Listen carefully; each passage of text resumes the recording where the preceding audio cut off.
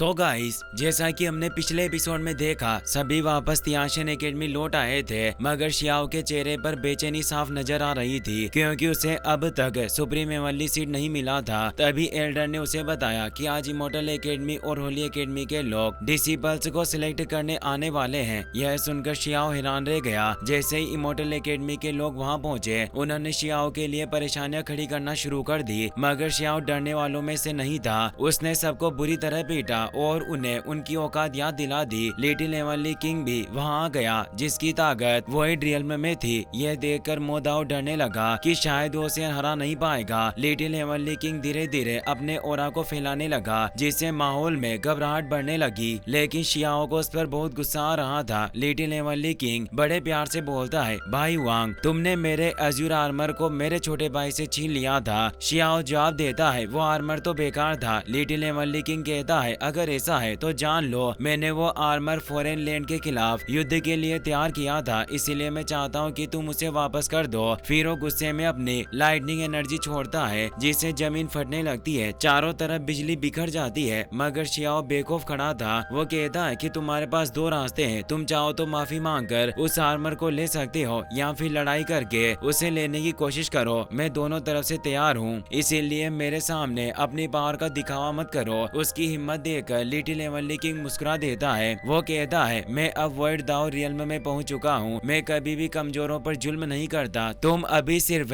Holi sacrifice realm में हो, इसीलिए क्यों ना हम एक साहित्यिक लड़ाई करें। मैं एक इमोर्टल पजल रखता हूँ, या फिर मैं बस यहाँ खड़ा रहूंगा और अपनी इमोर्टल लाइट से अपने शरीर की रक्षा करूंगा। तुम मुझ पर कोई भी हमला कर सकते हो। अगर तुम मुझे मेरी जगह से जरा भी हिला पाए तो मैं अपनी हार कबूल कर लूंगा। शियाओ कहता है कि एक मर्द को कभी भी लड़ने से पैर पीछे नहीं करने चाहिए। तो तुम लड़ना क्यों नहीं चाहते? क्यों ना हम दोनों डिवाइन अरीना के अंदर सेम रियल्म की पावर के साथ लड़ाई करें। मगर इमोर्टल एकेडमी के बाकी सभी डिसिपल हंसने लगे। वो शियाओ का मजाक उड़ा रहे थे और कहने लगे, हमारा लिटिल एवनली किंग तो दयालु है और ये लड़का अपनी हदें भूल रहा है। कहीं ये बस फेमस होने के लिए ये सब तो नहीं कर रहा। वाकई काफी मजाकिया है, इसकी हमारे किंग के सामने कोई औकात नहीं है। मगर तियाशिन एकेडमी के डिसिपल से भी चुप नहीं रहते। वो कहते हैं कि हमारा वांग कमजोर नहीं है, ये एक अनडिफेटेड फियर्स वॉरियर है जो अब तक किसी से नहीं आ रहा। क्या तुम्हें डर लग रहा है कि अगर लिटिल एवनली किंग ने सेम रियल्म में इससे लड़ाई की तो हारा जाएगा? लिटिल एवनली किंग मुस्कुरा रहा था। उसे पता था कि शियाओ के अंदर वाकई लड़ने का जज्बा है। अब बियान यू, जो अब इमोर्टल एकेडमी की डिसिबल बन चुकी थी, लिटिल एवनली किंग से कहती है, हेवनली किंग रहम कीजिए, बस थोड़ी सी गलतफहमी हो गई है, इसे बातचीत से सुलझा लिया जाए तो सबके लिए बेहतर होगा। मगर शियाओ का तो खून खोल रहा था। वो कहता है, अगर तुम वाकई मुझसे लड़ना चाहते हो तो थोड़ी हिम्मत दिखाओ। लिटिल एवनली किंग अब कहता है, तुम सही कह रहे हो, मैं तुम्हारी चुनौती स्वीकार करता हूँ, मगर दुर्भाग्य से मैं पहले से ही सुप्रीम प्रीसियस सीट के साथ मर्ज हो चुका हूँ, इसीलिए मेरी पावर सेम रियल्म में भी काफी ज्यादा होगी और मेरी इस एनर्जी को ये डिवाइन अरीना भी सप्रेस नहीं कर पाएगा। लियाओ चिन बोलता है, देखा हमारे एवनली किंग कितने महान है,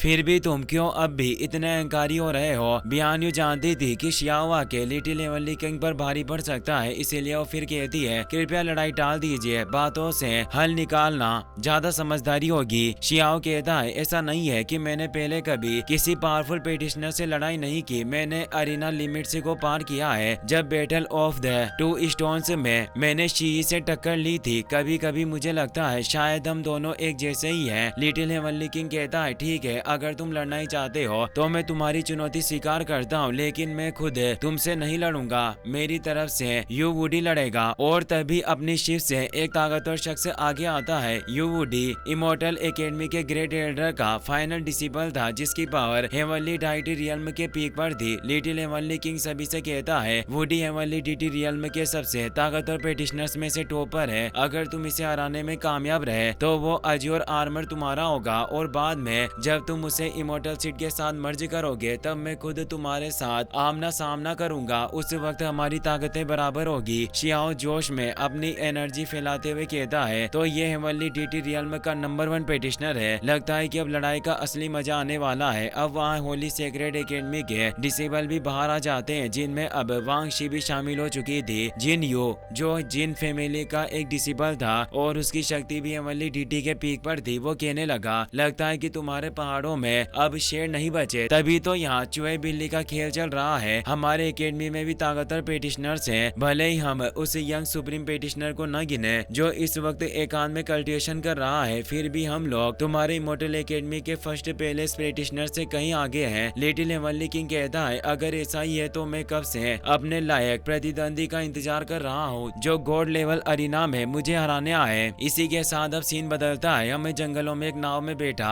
एक एल्डर दिखाया जाता है जो तियाशन ग्राउंड का पूरा नजारा देख रहा था। वो मुस्कुराकर कहता है, वाकई ये सब काफी दिलचस्प है। वो अपनी पावर से ग्राउंड में तेज एनर्जी को एक्टिवेट करता है, जिसके साथ ही एक अरीना उभरने लगता है। एक प्राचीन सा फिनोमिनन क्रिएट होता है। ग्राउंड से एशियन ग्रेट दाव अरीना उठकर ऊपर आने लगता है, जिसे तियाशन एकेडमी के सुप्रीम एल्डर मेंग तियानजेन ने अपनी इमोर्टल क्यू से बनाया था। अब तीनों एकेडमीज के डिसिपल इसमें फाइट कर रहे थे और अब फाइट के लिए सबसे पहले शियाओ को चुना गया, जिसे अरीना के ऊपर टेलीपोर्ट कर दिया जाता है। इमोर्टल एकेडमी का एक डिसिपल कहता है, आखिर वांग को पहले क्यों चुना गया? क्या ये अपनी ताकत का दिखावा करने के लिए इतना उतावला हो रहा है? शियाओ सोचता है कि मुझे नहीं पता कि किस बूढ़े मोस्टर ने इस लड़ाई की व्यवस्था की है, लेकिन अरीना में लड़ाई करना तो मुझे वैसे भी खूब सूट करता है। और वो इशारे में वुडी को बुलाता है, आओ हिम्मत है तो मुझसे लड़ो। वुडी अरीना में उतर आता है। बियान यू जो अभी इमोर्टल एकेडमी की सदस्य थी निराश होकर सोचती है, इतनी कोशिशों के बावजूद भी मैं इस फाइट को रोक नहीं सकी। वुडी अरीना में आते ही अपनी हेवनली फिनिक्स पावर को एक्टिवेट कर देता है। पूरा अरीना आग की लपटों में धधक उठता है, लेकिन शियाओ को इससे रत्ती भर फर्क नहीं पड़ता। वांगशी हैरान रह जाती है। जिन्यू से कहता है, भाभी क्या ये वही वांग है जिसने आपकी पूरी वांग फैमिली को उकसाया था? वांगशी कहती है, मुझे उस नाम से मत पुकारो। वो फिर कहता है, आप तो सीनियर ब्रदर जिन जान की मंगेतर है, अगर मैं आपको भाभी कहकर बुलाता हूँ तो इसमें क्या गलत है? वांगशी बताती है, वांग का टैलेंट असाधारण है, इसे कभी कम मत समझना। जिन्यू कहता है, आप बेफिक्र रहिए, मैं बड़े भाई जिन जान की तरफ से इस लड़के को हरा दूंगा और आपके बदले को पूरा करूंगा। अंदर अरीना में शियाओ अब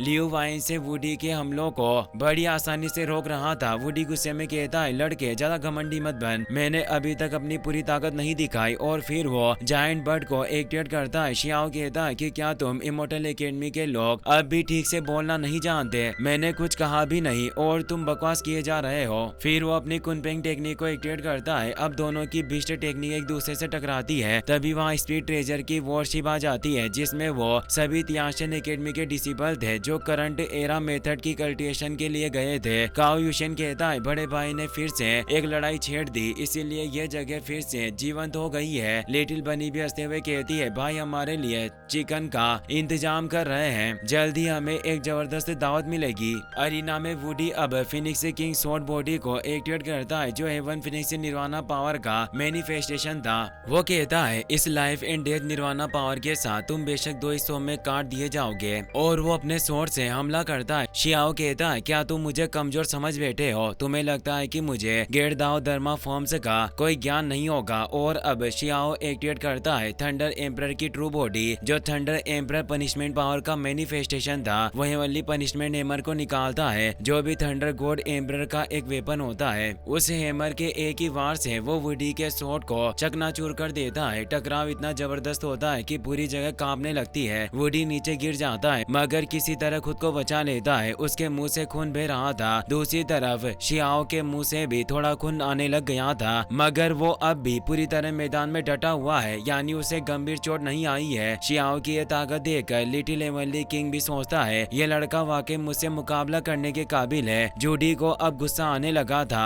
वो अपनी ट्रू पावर को तेजी से एक्टिवेट करने लगा। उसकी बॉडी के चारों तरफ रिबन सी एनर्जी नजर आ रही थी। शियाओ ने भी गॉडेस लियू 3 वाइन को एक्टिवेट कर लिया था, लेकिन जूडी की पावर अब तक पूरी तरह एक्टिवेट नहीं हुई थी। शियाओ से चिढ़ाते हुए कहता है, क्यों, आखिर इतनी देर क्यों लग रही है? तभी जूडी अपनी रिबन पावर को पूरी तरह एक्टिवेट कर देता है, जो पूरे अरीना को कवर कर लेती है। वो कहता है, वांग तुम वाकई एक बेहतरीन प्रतिद्वंदी हो। मुझे ताज्जुब है, अब जब मैं अपने 9 रिवॉल्यूशन हेवन टेक्निक इस्तेमाल करने जा रहा हूँ तो तुम इसका मुकाबला कैसे करोगे? अब पूरी जमीन हिलने लगती है। सब कुछ उलट पुलट होने लग गया था। कई डिसिपल गिरने लगते हैं, लेकिन लिटिल हेवनली किंग खुद को संभाल लेता है। पर वो अंदर ही अंदर मायूस हो रहा था। उसे लगने लगा कि वांग हार जाएगा और इस 9 रिवॉल्यूशन से हार कर मरना वाकई एक शर्मनाक मौत होगी। लेकिन तभी शियाओ का 6 रीइंकार्नेशन पाथ एक्टिवेट हो जाता है। वो कहता है, क्या अजीब इत्तेफाक है, जब मैंने नेदर वर्ल्ड के एक इनविजिबल बिस्ट फिस्ट से मुकाबला किया था तो उसने भी कुछ ऐसी ही 9 रेवोल्यूशन मैजिक इस्तेमाल की थी, लेकिन तुम्हारी टेक्निक तो अभी कच्ची है। तुमने अभी तक इस टेक्निक को बस देखा है, लेकिन मैंने इसके ट्रू फॉर्म का इस्तेमाल किया है। अब शियाओ अपने 6 बाद स्क्रॉल्स को एक लाइन में सेट करता है, सभी रियल्म की एनर्जी को जोड़कर एक जोरदार हमला करता है। जूडी अपनी रिबन पावर से उसे रोकने की कोशिश करती है। उसने शियाओ के हमलों को रोक लिया था। वो कहता है, मैं देखता हूँ तुम कब तक मेरे हमलों से बचते हो। अब जूडी अपनी 9 रिवोल्यूशन हेवन टेक्निक का सेकंड रिवोल्यूशन एक्टिवेट करता है। शियाओ महसूस कर पा रहा था कि इसमें स्पेशल डिवाइन प्रिंसिपल्स बह रहे थे जो रीइंकार्नेशन के एक फॉर्म की तरह है। वो सोचता है कि अगर मैं इसे अपने फाउंडेशन के तौर पर इस्तेमाल करूं तो मैं अपनी 6 से बाद रीइंकार्नेशन टेक्निक को एवोल्व कर सकता हूं। अब शियाओ अपने स्क्रॉल्स से brush demon subduing formation activate करता है, जिससे वो जगह फिर से पहले जैसी होने लग जाती है। जूडी को यकीन नहीं होता। वो हैरानी से कहता है, क्या तुम्हारे पास 6 से बाद रीइंकार्नेशन टेक्निक है? मुझे यकीन नहीं हो रहा कि मैं तुम्हें हरा नहीं पा रहा। अब जूडी डेमोनिक पावर को अनलिश करने लगता है। लिटिल हेवनली किंग चेतावनी देता है, अपने मन को डगमगाने मत दो। लेकिन अब जूडी अपनी रियल फॉर्म में आ जाता है। वो कोई आम इंसान नहीं बल्कि 9 नेदर बीस्ट था, एक ऐसा जीव जो 10 इविल्स का वंशज था। सभी तियाशन के डिसिपल्स हैरान रह जाते हैं, यह तो एक 9 नेदर बीस्ट है। वुडी अब अपने असली रूप में कहता है, इंसानी बच्चे तू मेरा दुश्मन बना, अब तुझे मरना ही होगा।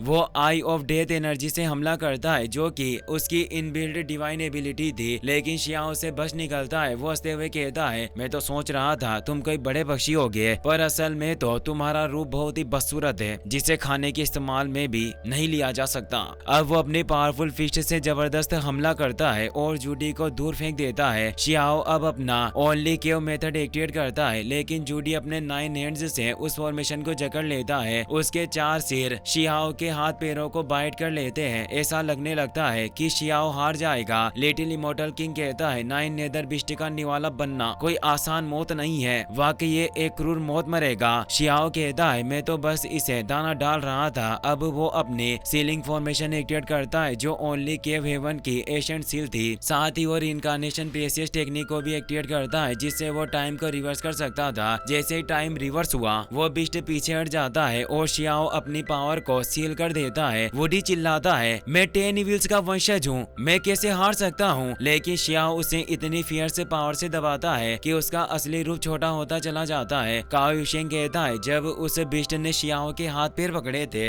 तो मैं वाकई डर गया था, पर हुआंग कभी हारता नहीं। अब शियाओ उस बिस्ट के शरीर पर पैर रखने लगा और कहता है, क्या अब भी तुम मेरे सामने अकड़ दिखाने की हिम्मत रखते हो? वीडियो पसंद आया हो तो अपने दोस्तों के साथ शेयर करना और इस वीडियो का 10 के लाइक एम जल्दी पूरा कर देना और हाइप करना ना भूलें। Thanks for watching.